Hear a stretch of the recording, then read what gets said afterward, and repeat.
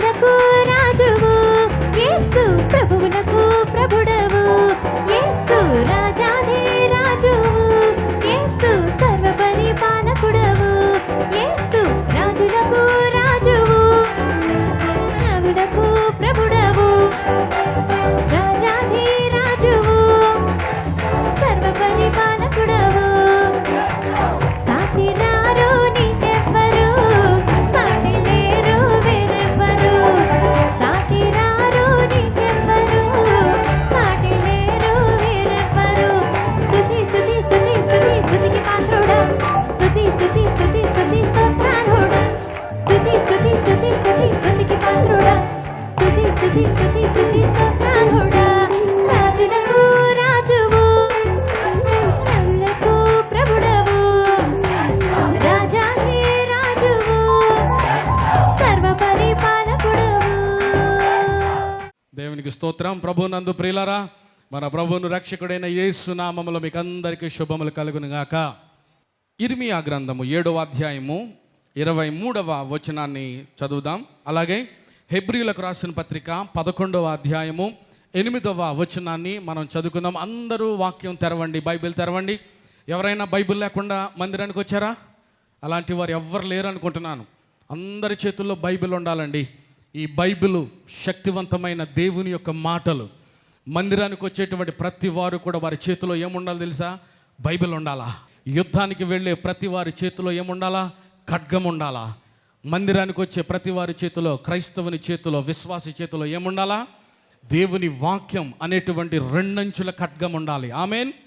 ఈ రోజున నువ్వు బైబిల్ని మోయడానికి కనుక సిగ్గుపడితే ఒక రోజు వస్తుంది, ఆ రోజున ప్రభు నిన్ను బట్టి సిగ్గుపడతాడు. అక్కడ ఈ రోజున నువ్వు బైబిల్ మోస్తే, if you carry Bible now, the one day the Bible will carry you. కాబట్టి దేవుని బిడ్డరా, పరిశుద్ధ గ్రంథాన్ని చేత్తో పట్టుకుని రండి. ఆ వాక్యాన్ని చూపెట్టడానికి కానీ, వాక్యాన్ని మోయడానికి కానీ సిగ్గుపడవలసినటువంటి అవసరతే లేదు. ఈ వాక్యం 2000 పై సంవత్సరాల చరిత్ర కలిగినటువంటి గ్రంథం. ఇది ఎప్పుడో రాయబడినటువంటి గ్రంథం. ఇప్పుడు కూడా అదే ప్రభావం, అదే మహిమ, అదే శక్తి ఈ వాక్యంలో ఉంది. రాబోయే తరాలు ఎన్నున్నప్పటికీ కూడా ఈ పరిశుద్ధ గ్రంథమైనటువంటి బైబిల్లో ఉన్నటువంటి శక్తి ఎప్పుడు కూడా తగ్గదండి. ఈ గ్రంథాన్ని తెరిచి నువ్వు ఎప్పుడు చదివినా కూడా ఆ గ్రంథములో అమూల్యమైనటువంటి శ్రేష్టమైనటువంటి దేవుని మాటలు నిన్ను బ్రతికింపచేస్తాయి. అందుకనే ఈ మాటకున్న పేరు ఏంటంటే, ఈ గ్రంథానికి ఉన్న పేరు ఏంటంటే బ్రతికించే వాక్యం. ఇర్మియా గ్రంథం 7వ అధ్యాయము 23వ వచనం చదువుకుందాం. నా మాటలు మీరు అంగీకరించిన ఎడల నేను మీకు దేవుడనై యుందును, మీరు నాకు జనులై యుందురు. మీకు క్షేమము కలుగునట్లు నేను మీకు ఆజ్ఞాపించుచున్న మార్గమంతటి యందు మీరు నడుచుకొనుడి. దేవుని బిడ్డలారా, చదవబడిన వాక్య భాగంలో దేవుని యొక్క అద్భుతమైనటువంటి ఆశీర్వాదాలు మానవునికి ఏ విధంగా వస్తాయి అనేటువంటి ఆలోచన ఇక్కడ కలుగుతుంది. ఆయన అంటున్నాడు కదా, నా మాటలు అంగీకరించిన ఎడల నేను మీకు దేవుడినై ఉందును అని ప్రారంభిస్తా ఉన్నాడు. ఏం మాటల మాటలు? దేవుడు మనిషికి తన ఆజ్ఞలు ఇచ్చాడు, తన కట్టడలు ఇచ్చాడు, ధర్మ విధుల్ని పెట్టాడు. ఇవన్నీ కూడా మనిషికి ఇచ్చాడు. ఒక వ్యక్తి దేవుని దగ్గరికి వచ్చిన తర్వాత ఆ వ్యక్తి ఏ విధంగా ప్రవర్తించాలి, ఏ విధంగా ఆయన మార్గంలో ఉండాలి, ఏ విధమైనటువంటి భక్తి విశ్వాసాలు కలిగి జీవించాలి, తద్వారా దేవుణ్ణి ఏ విధంగా మహిమపరచగలుగుతాం, ఏ విధంగా ఆయన సంతోషపరచగలుగుతాం అని దేవుడు ఒక ప్రత్యేకమైనటువంటి ఒక విధిని పెట్టాడు, ఒక మార్గాన్ని పెట్టాడు. కాబట్టి ఇక్కడ ఏమంటున్నాడంటే, నా మాటలు అంగీకరించిన ఎడల అని అంటున్నాడు. నా మాటను మీరు విన్న ఎడల అని అంటున్నాడు. నా మాట చెప్పున మీరు గైకొనిన ఎడల, మీరు బ్రతికిన ఎడల, దేవుని బిడ్డలారా, అప్పుడు ఆయన అంటున్నాడు కదా, నేను మీకు దేవుడినై ఉందును అని అంటున్నాడు. ఒక తండ్రి తన బిడ్డలను ఏ విధంగానైతే సంరక్షిస్తాడో, ఏ విధంగానైతే డిసిప్లైన్ చేస్తాడో, ఏ విధంగానైతే పిల్లలతో మాట్లాడతాడో, ఏ విధంగా మాట్లాడితే వారు ప్రోత్సహించబడతారో, ఏ విధంగా మాట్లాడితే వారు ఆదరించబడతారో, తండ్రి యొక్క ప్రేమ, తండ్రి యొక్క అనురాగాన్ని కుటుంబానికి ఆ యొక్క తండ్రి ఏ విధంగా ఇస్తాడో ఆ రీతిగా దేవుడు మాట్లాడుతున్నాడండి. ఎప్పుడైతే మీరు నా మాటను అంగీకరిస్తారో, when you accept my word, my counsel, ఎప్పుడైతే నా మాటను మీరు అంగీకరిస్తారో అప్పుడు నేను మీకు దేవుడై ఉంటాను అని అంటున్నాడు. అంటే అంగీకరించకపోతే, మాట వినకపోతే నేను మీకు దేవుడను కానే కాదు, నేను మీకు దేవుడను కానే కాదు. దేవుని బిడ్డరా, పరిశుద్ధ గ్రంథంలో పాత నిబంధన గ్రంథాన్ని చూస్తే సర్వోన్నతుడైనటువంటి దేవుడు ఇశ్రాయేలు ప్రజల్ని ఓ నా జ్యేష్ఠపుత్రులు అని పిలుచుకున్నటువంటి వారు, ఓ నా సొత్తు అని చెప్పినటువంటి వారు, అలాంటి వారిని చూసి దేవుడు అన్నాడు, మీరు ఈ రీతిగా బ్రతకాలి, మీరు ఈ రీతిగా ఉండాలి, ఈ రీతిగా నా మాట వినాలి అని దేవుడు మాట్లాడుతూ వచ్చాడు. అప్పుడు నేను మీకు దేవుడనై ఉంటాను అని మాట్లాడుతూ వచ్చాడు. అదే మాటను మనం ఇక్కడ చూస్తున్నాం ప్రియులరా. ఎప్పుడైతే మీరు తండ్రి యొక్క మాటను మీరు అంగీకరిస్తారో, విధేయత చూపెడతాడో, అప్పుడు తండ్రి మీకు తండ్రిగా ఉంటాడు, తండ్రి మీకు దేవుడిగా ఉంటాడు అనే రీతిగా ఆయన ఇక్కడ మాట్లాడుతూ ఉన్నాడు. అంతేకాదు, మీరు నాకు జనులై ఉందురు, మీకు క్షేమము కలుగునట్లు, మీకు క్షేమము కలుగునట్లు. దేవుని బిడ్డరా, ఈ రోజుల్లో మనకు కావలసింది దేవుని యొక్క కాపుదల, దేవుని యొక్క సంరక్షణ. భయంకరమైనటువంటి దినాల్లో మనం ఉంటున్నాం. ప్రమాదములు పొంచి ఉంటున్నాయి. భయంకరమైనటువంటి వ్యాధులు, రోగాలు శరీరం మీద దాడి చేస్తున్నటువంటి పరిస్థితులు కనబడతా ఉన్నాయి. దేవుని బిడ్డలు ఇక్కడ ఆయన అంటున్నాడు కదా, నేను మీకు ఆజ్ఞాపించినటువంటి మార్గములో అని అంటున్నాడు. దేవుడు ఒక కమాండ్ మనకిచ్చాడు. ఇది కౌన్సిల్ కాదు, మీకు ఇష్టమైతే ఈ విధంగా చేయొచ్చు, లేకపోతే లేదు అనేది లేదండి. దేవుడు ఖచ్చితంగా మాట్లాడుతున్నాడు. అనేక సార్లు బైబిల్లో మనం చూస్తున్నట్లయితే తన ప్రజలతో ఖచ్చితంగా మాట్లాడుతూ వచ్చాడు. ప్రవక్తలతో ఖచ్చితంగా మాట్లాడమని చెప్పాడు. దైవ సేవకుల్ని ఎన్నుకున్న తర్వాత, అధికారులుగా, రాజులుగా కొంతమంది ఎన్నుకున్న తర్వాత వారితో దేవుడు మాట్లాడుతూ ఆయన చెప్పింది ఏంటో తెలుసా? ఖచ్చితంగా మాట్లాడమని చెప్పాడు, ఖచ్చితంగా పరిపాలన చేయమని చెప్పాడు. ఇక్కడ మాట్లాడుతున్నటువంటి మాట కూడా అదే, ఖచ్చితంగా ఒక మాట చెప్తా ఉన్నాడు. కాబట్టి దేవుని బిడ్డరా, దెర్ ఈజ్ నో ఆల్టర్నేటివ్. ఇంకొక మార్గము, ఇంకొకటి అనేటువంటి ప్రశ్న లేదు. సడన్గా ఎక్కడి నుంచో షార్ట్ కట్ అనేటువంటిది కూడా ఎక్కడ లేదు. దేవుడు ఒక మార్గాన్ని పెట్టాడు, ఆ మార్గంలో నువ్వు ఉండాలంతే. There is no alternative. నేను మీకు ఇచ్చిన సలహాను బట్టి అని అంటలేదు ఆయన. దేవుడు ఖచ్చితంగా మాట్లాడుతున్నాడు తన ప్రజలతో. నేను మీకు ఆజ్ఞాపించుచున్న మార్గమంతటి యందు మీరు నడుచుకొనుడి అని అంటున్నాడు. ఎప్పుడైతే ఈ రీతిగా మీరు జీవిస్తారో మీకు క్షేమం కలుగుతుంది, మీరు కాపాడబడతారు, మీకు కాపుదల కలుగుతుంది, మీరు నా జనులై ఉంటారు. Simple. There is no alternative, there is no compromise. దేవుని బిడ్డరా, అదే సమయంలో దేవుడు కృపామయుడు కూడాను, దేవుడు ప్రేమామయుడు కూడాను, దేవుడు ఆదరించేవాడు కూడాను, దారి తప్పిన గొర్రె పిల్ల కోసం వెతికే దేవుడు కూడాను.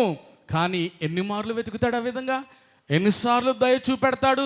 దేవుని వాక్యంలో ఉంది, ఎన్నిసార్లు గద్దించిన లోబడని వాడు అని ఉంది వాక్యంలో.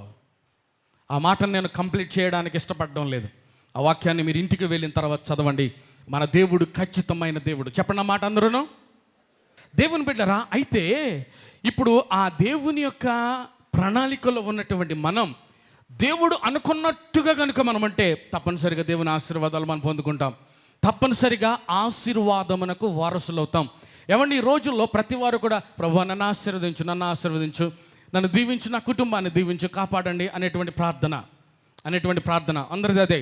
అయితే నిజంగా అందరూ ఆశీర్వదించబడుతున్నారా అని అంటే సమాధానం అనేక సార్లు లేదనే వస్తుందండి, లేదనే వస్తుంది. చేయబడుతున్న ప్రార్థనలు చేస్తున్నప్పటికీ కూడా ఎందుకు దేవుని యొక్క జవాబు పొందుకోలేకపోతున్నారు అనేక మంది? అటువంటి ఆలోచనతో దేవుని వాక్యంలోనికి మనం వెళ్దాం. ఎలాగుంటే దేవుడు మన మాట వింటాడు అనేటువంటిది కూడా జాగ్రత్తగా వినాలని మనం చేస్తున్నాను.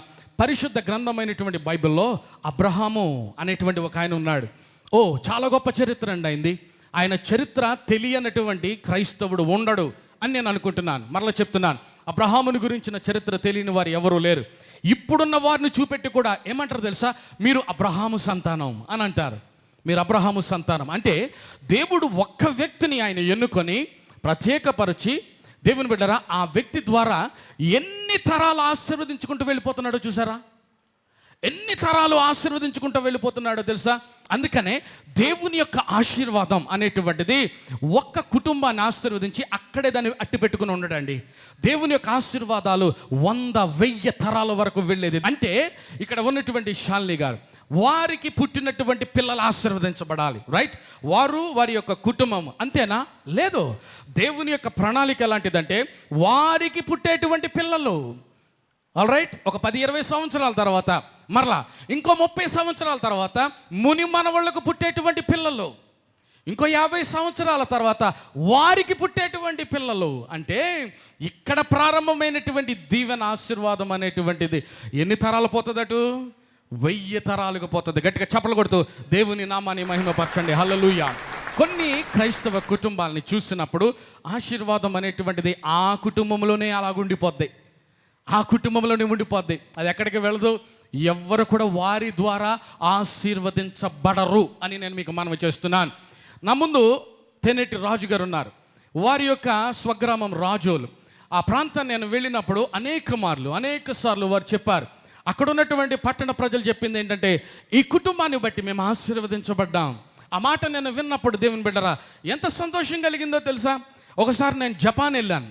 ఆ జపాన్లో భాష కూడా రాదు, ఇంగ్లీష్ రాదు చాలామందికి. అక్కడ నేను ఒక హోటల్కి వెళ్ళి భోజనం చేద్దామంటే నాకు ఏం కావాలో వారికి చెప్పడానికి నాకు ఆ భాష రాదు. ఏమండి, ఆ చైనీస్గా నా భాష ఏమీ రాదు. అక్కడ ఉన్న ఫోటోలు చూపెట్టి, చేయి పెట్టి, వేలు చూపెట్టి ఆ ఫోటోలు ఉన్న ఆహారం కావాలని అడిగే పరిస్థితి నాకు కలుగుతూ ఉంటుంది. సరే, ఏది ఏమైనా అలాగూ ఉన్నటువంటి ఆ దేశంలో ముక్కు ముఖం తెలియనటువంటి వారు, దేవుని బిడ్డరా, ఆరాధనకి వెళ్ళాం. ఆరాధన అయిన తర్వాత కొంతమంది వచ్చి వారు మాట్లాడుతున్న మాటలు నేను విన్నప్పుడు చాలా ఆశ్చర్యం కలిగింది నాకు. పెద్ద వయసులో ఉన్నారు వారు. వచ్చి వారు అంటున్నారు కదా, we know your grandfather, మీ తాత మాకు తెలుసు, ఈజ్ అపోజల్ పిఎల్ పరంజ్యోత్. అంటే నా మైండ్ బ్లాక్ అయిపోయింది. ఓరి నాయన, ఈ ఎక్కడో జపాన్ ఎక్కడో ఉన్నాడు, ఈయనకి మా తాత ఎక్కడి నుంచి తెలిసి వచ్చిందిరా నాయన. ఎంత ఆశ్చర్యం కలిగిందో తెలుసా? దేవుడు ఒక్క వ్యక్తిని ఎన్నుకుంటే, ఆ వ్యక్తిని ఆశీర్వదిస్తే, ఆ ఆశీర్వాదం అనేటువంటిది తరం తర్వాత తరం, తరం తర్వాత తరం, 1000 తరముల వరకు వెళ్తుందని మీకు నేను మనవి చేస్తున్నాను. గట్టిగా చప్పలు కొడుతూ దేవుని నామాన్ని మహిమపరచండి. హల్లెలూయా. హెబ్రీలకు రాసిన పత్రిక 11వ అధ్యాయం 8వ వచనాన్ని చదువుకుందాం. అబ్రహాము పిలువబడినప్పుడు విశ్వాసమును బట్టి ఆ పిలుపునకు లోబడి తాను స్వాస్థ్యముగా పొందనయ్యున్న ప్రదేశమునకు బయలు వెళ్ళెను. ఆమేన్.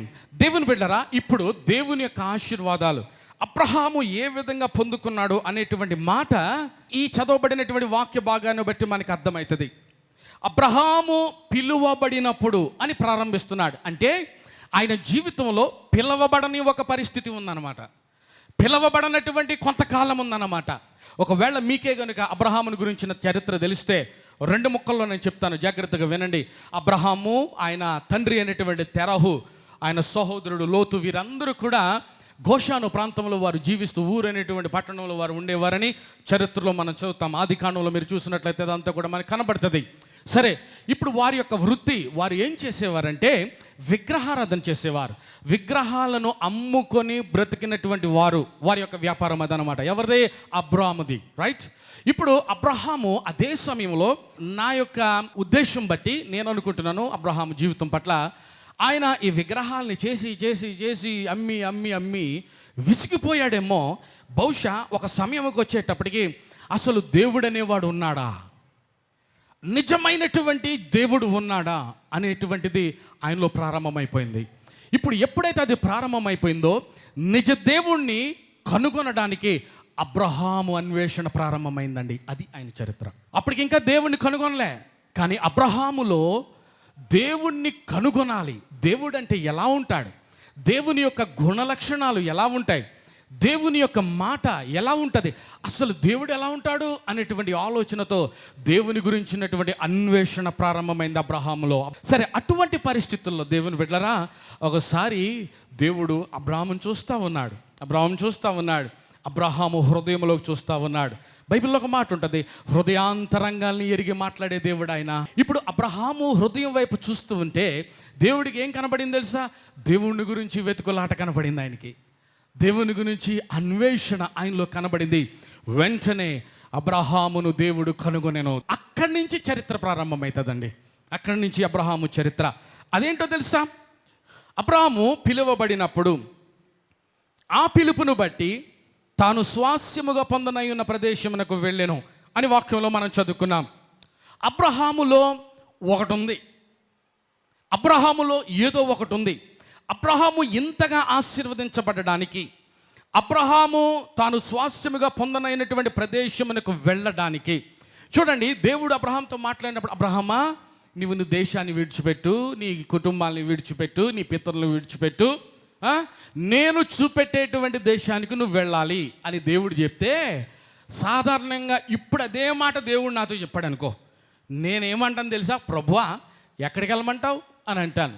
రాజధాని నగరం కడుతున్నారు అక్కడికి వెళ్ళు అని అంటే, ప్రభువా అక్కడ వేడి ఎక్కువ, అక్కడ చెమటలు ఎక్కువ, పరిస్థితి అంత బాగోలేదు, హైదరాబాద్ సిటీ అలవాటు అయిపోయింది నాకు ప్రభువా అని నేను అంటా. అబ్రహాం అన్నాడు అలాగా? అన్నాడా? ఏమండి, మనమైతే అంటాం. ఎందుకు? మనకు తెలియనటువంటి ప్రదేశానికి వెళ్ళడం మనకి ఇష్టం లేదు. అక్కడ ఎలాగుంటుందో ఏంటో, ఇక్కడ అందరూ కూడా నా పితరులు ఉన్నారు, నేను తెలిసిన వారు ఉన్నారు, ఇక్కడ బాగుంది అనేటువంటిది మనకి తెలుసు. కానీ దేవుని బిడ్డరా, అబ్రహామును ఆ విధంగా దేవుడు పిలిచినప్పుడు అబ్రహాం ఏం మాట్లాడలేదండి. అబ్రహాం ఏం మాట్లాడలేదు. ప్రభువా ఎక్కడికి వెళ్ళాలో నాకు చెప్పాలి ప్రభువా, నేను ఎలాగెళ్ళాలో నాకు చెప్పాలి ప్రభువా, మరి వాల్వో ఏసీ బస్సులు కానీ ఏమైనా ఉన్నాయా ప్రభువా అని అడిగాడా? ఆ విధంగా అడిగాడు ఆయన? ఆ ఎడారుల్లో, ఆ భయంకరమైనటువంటి పరిస్థితుల్లో దేవుడు ఎక్కడికి వెళ్ళమంటే, మీకు మాట చెప్పమంటారా? దేవుని యొక్క ప్రత్యక్షత, దేవుని యొక్క స్వరం ఒక వ్యక్తి పట్ల ఆయన ప్రణాళికలో వ్యక్తి ఉన్నప్పుడు ఎవరికి కూడా, మీరు బైబిల్ చదవండి, బైబిల్లో ఉన్న దేవుడు వాడుకున్నటువంటి మహానుభావులు వారందరి చరిత్ర కనుక మీరు చదువుకుంటూ వచ్చినట్లయితే ఎప్పుడు కూడా ఒకేసారి దేవుడు ఒక వ్యక్తికి సినిమా చూపెట్టలే. ప్రారంభంలో టైటిల్స్ మొదలుకొని ఆఖరణ ది ఎండ్, శుభం కార్డు పడే వరకు కూడా ఒకేసారి కూర్చోబెట్టి దేవదర్శనం చూపెట్టి ఇలా ఉంటుంది నీ పరిస్థితి అని ఎక్కడ చెప్పలేదు ఎవరికి.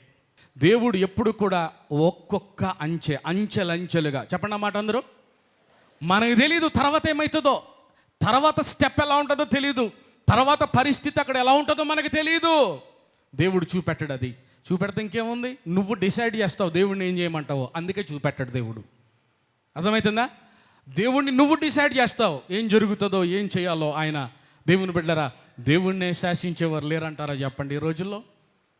మీరు చాలా ఆశ్చర్యంగా చూస్తున్నారు ఈ మాట. ఉదాహరణ చెప్పమంటారా? వినండి. మనం దేవుడి దగ్గరికి వచ్చి ప్రార్థన చేస్తాం. ఏం ప్రార్థన చేస్తామో తెలుసా? దేవా వినండి, నువ్వు ఎలా చెయ్యాలంటే నా పిల్లల్ని ఆశీర్వదించాలి. అర్థమైనా?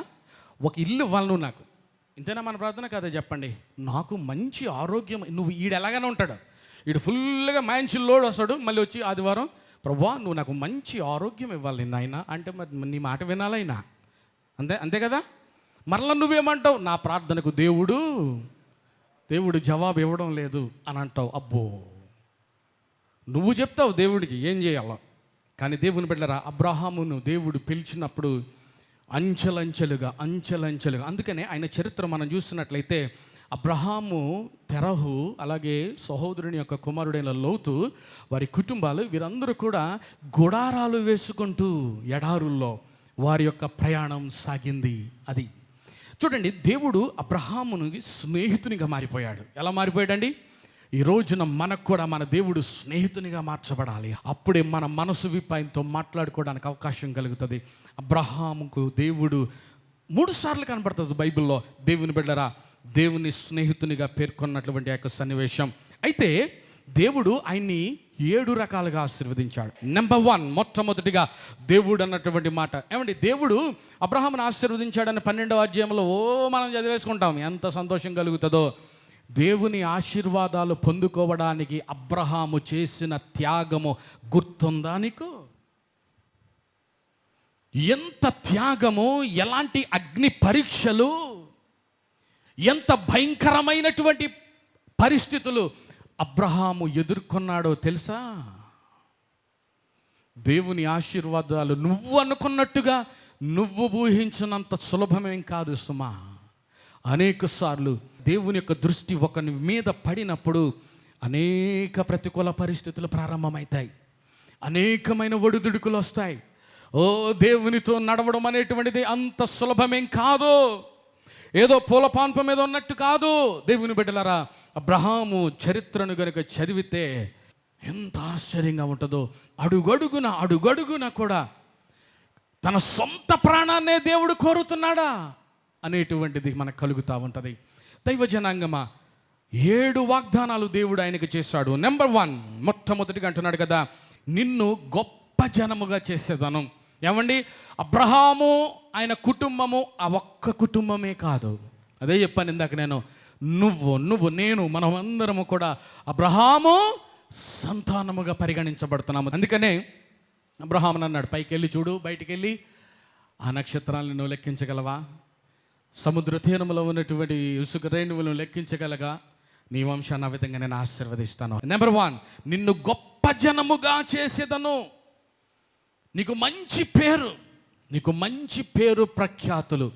నీ పేరు విన్న వెంటనే ప్రజల్లో అభిమానం పుడుతుంది, గౌరవం పుడుతుంది, ప్రతిష్ఠిత కలుగుతుంది. దేవుని బిడ్డరా, ఆ రీతిగా నిన్ను నేను ఆశీర్వదిస్తాను. 2వది అంటున్నాడు కదా, పర్సనల్ బ్లెస్సింగ్స్. నిన్ను నేను ఆశీర్వదిస్తాను అంటున్నాడు. నిన్ను నేను ఆశీర్వదిస్తాను. నువ్వు ఆశీర్వదించబడ్డానికి కారణాలు ఉంటాయి కొన్ని. ఎందుకు నిన్ను ఆశీర్వదించాను అని అంటున్నాడు అని అంటే, ఆ తర్వాత మనం చూసినట్లయితే మనకు అర్థమవుతుంది. దేవుని బిడ్డలారా, 3వదిగా నీ నామమును గొప్ప చేయుదును అని అంటున్నాడు. 3వది, నీ నామమును గొప్ప చేయుదును. కొంతమంది ఆ కుటుంబం గురించి మనం విన్న వెంటనే ఒక అడుగు వెనక్కేస్తాం. అవునా కదా? మీరు చెప్పండి. వారి పేరు విన్న వెంటనే అమ్మో దూరంగా ఉండాలి.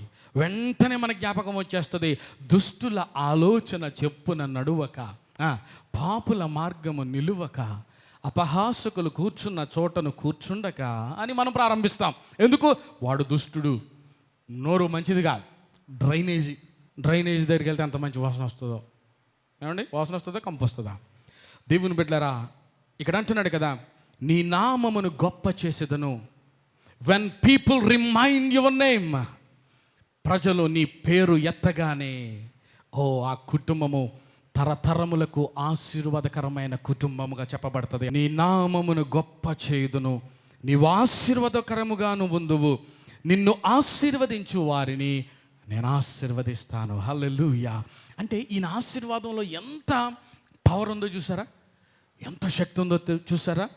నిన్ను ఎవరైతే ఆశీర్వదిస్తారో వారు ఆశీర్వదించబడతారు. అంటే నీ దగ్గరికి వస్తేనే వారికి ఆశీర్వాదం కలుగుతుంది, నీ సమక్షంలో నిలబడితేనే వారు ఆశీర్వాదం కలుగుతుంది. ఆమేన్.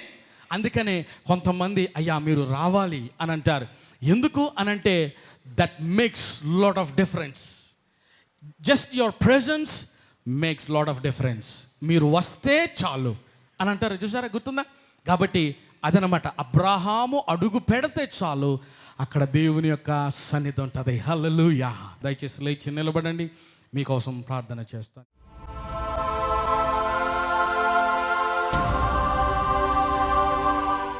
ఆశ్చర్యకరమైన మా ప్రియ పరలోకపు తండ్రి, ఎంత మంచి దేవుడవు నాయన, ఎంత ప్రేమ కలిగిన దేవుడవు. అబ్రహామును ఏ విధంగానైతే నువ్వు పిలిచావో ఆ పిలుపునకు తగినట్టుగా ఆయన ఏ విధంగానైతే విశ్వాసము కలిగిన వాడుగా విధేయత చూపెట్టి తన జీవిత యాత్రను ఆయన కొనసాగించాడు. అదే విధంగా ప్రభువా, ఇదిగో ఇక్కడ నిలబడిన చేతులు పైకెత్తిన ప్రతి ఒక్క బిడ్డను చేతులకు అప్పగిస్తున్నాను. ప్రభువా, ఇదిగో వారి చేతిని పట్టుకోండి, వారి చేతిని పట్టి వారిని లేపండి, వారిని నడిపించండి. యేసయ్యా, ఏ ఒక్క వ్యక్తి కూడా నీ చేతిని విడిచిపెట్టడానికి వీల్లేదు. యేసు నామములో ఏ ఒక్క వ్యక్తి కూడా జారి పడ్డానికి వీలు లేదు. యేసు అధికారము కలిగిన నామములో ఏ ఒక్క వ్యక్తి కూడా దేవునికి దూరం అవ్వడానికి వీలు లేదు. యేసు అధికారము కలిగిన నామములో. ఓ హల్లెలూయా. విశ్వాస వీరులుగా వీరిని నిలబెట్టండి ప్రభువా. ప్రతి విధమైన వ్యాధి బాధలు, విశ్వాస సహితమైన ప్రార్థన రోగిని స్వస్థపరుస్తుందని వాక్యంలో సెలవిచ్చిన రీతిగా ఇప్పుడే నీ బిడ్డలకు ఉన్నటువంటి ప్రతి బలహీనత యేసు నామములో శరీరాలను పొమ్మనాజ్ఞాపిస్తా ఉన్నాను. యేసు నామములో శరీరాలను వదిలి పొమ్మనాజ్ఞాపిస్తున్నాను ప్రభువా. Praise the lord, praise the lord, praise the lord. నీ నెమ్మదిని, నీ సమాధానాన్ని ప్రకటిస్తూ యేసు నామమును అడిగి వేడుకుంటున్నాను మా పరమ తండ్రి. Amen. Manna Bible institute Telugu medium rock church campus Masab Tank Hyderabad. దేవుని సేవ చేయాలనే ఆసక్తి, పట్టుదల, పిలుపు, దర్శనం కలిగిన వారికి శుభవార్త. హైదరాబాద్ పట్టణంలో రాక్ చర్చ్ నందు మన్నా బైబిల్ ఇన్స్టిట్యూట్ తెలుగులో నడిపించబడుచున్నది. ప్రతి దైవ సేవకునికి తర్ఫీదు ఎంతో అవసరం. దేవుని సేవను సామర్థ్యము కలిగి నిపుణతతో పటిష్టంగా చేయుటకు తర్ఫీదు ఎంతో అవసరం. కనుక యువతి యువకులు ఈ అవకాశాన్ని సద్వినియోగపరచుకోగలరు. కోర్స్ డిప్లొమా ఇన్ థియాలజీ, కాలము 2 సంవత్సరములు, మీడియం తెలుగు, అర్హత 10వ తరగతి పాస్ లేదా ఫెయిల్. ప్రత్యేకతలు: అనుభవం గల ఉపాధ్యాయ బృందం, వ్యక్తిగత శ్రద్ధ, సహకారం, సెల్ గ్రూప్స్ మరియు మీటింగ్స్ లో పరిచర్యకు అవకాశం, మంచి సాక్ష్యము కలిగిన వారికి సంఘ స్థాపనకు అవకాశం. త్వరపడండి, సీట్లు 15 మందికి మాత్రమే. మొదట వచ్చిన వారికి ప్రాధాన్యత ఇవ్వబడును. అప్లికేషన్స్ అందవలసిన ఆఖరు తేదీ జూన్ 30. జూలై నెల మొదటి వారం నుంచి తరగతులు జరుగును. అప్లికేషన్ కొరకు ₹50 మనీ ఆర్డర్ ద్వారా ఈ చిరునామాకు పంపగలరు. వివరములకు dean of academics, manna Bible institute, rock church campus, 10-5-7/6/1, first lancer road, Masab Tank, Hyderabad 5,28,000. Phone 9849082709, 9676867260 and 04023305844. వివరములకు సంప్రదించవలసిన మా చిరునామా: rock church 10-5-7/6/1, first lancer road, Masab Tank, Hyderabad 500028, Telangana రాష్ట్రం, ఇండియా. మా ఫోన్ నెంబర్లు 9849082709, 967686867260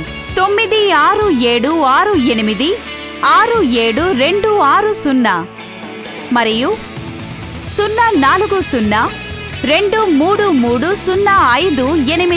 04023305844.